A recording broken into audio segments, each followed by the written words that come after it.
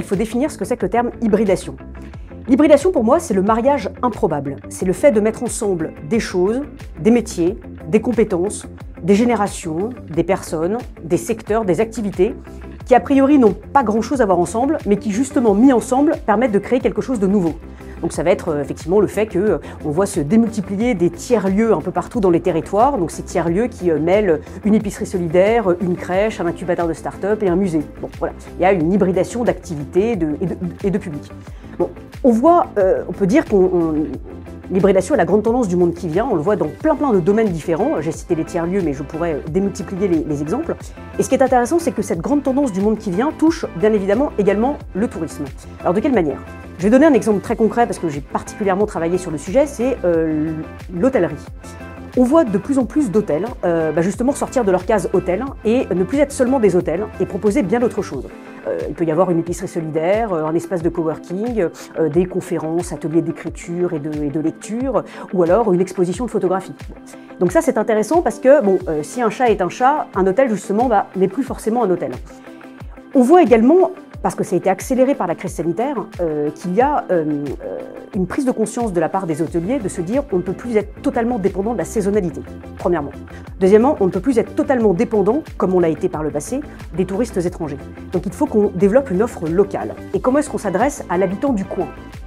Et donc c'est tout le sujet sur se dire arrêtons de penser en nuitée et penser en journée. Qu'est-ce que je propose aux habitants du coin pour leur permettre de pouvoir venir dans mon hôtel et bénéficier d'un certain nombre de services. Donc c'est intéressant parce qu'on voit que l'hôtel devient un tiers-lieu, un lieu à la fois culturel, pédagogique, sportif, de bien-être, etc., etc. Donc ça c'est une première tendance. Alors après, s'agissant maintenant plus de la question de l'attractivité des métiers et comment s'adresser aussi effectivement aux jeunes générations, parce que c'est un vrai sujet, je pense que justement plus les hôtels, plus les acteurs du tourisme développeront ce type de dynamiques hybrides, plus elles seront attractives pour les jeunes.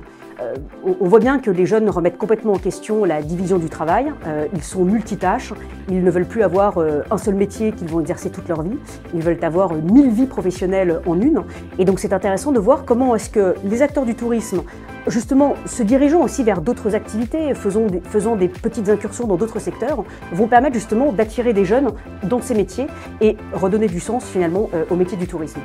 Quand je disais que je donnais l'exemple de cet hôtel qui n'est plus seulement un hôtel, eh bien c'est intéressant de voir que cet hôtel qui prend un rôle sociétal au sein du territoire, qui prend une forme de responsabilité territoriale et qui développe du coup des partenariats avec l'école d'à côté, la maison de retraite d'à côté, le restaurant d'à côté, les commerçants, voilà. Pour le coup, propose bien plus de valeur, une valeur économique, une valeur sociale, une valeur sociétale, une valeur écologique aussi. Et donc ça, je pense que c'est vraiment propre à redonner, en tout cas, oui, redonner de l'attractivité à ces différents métiers.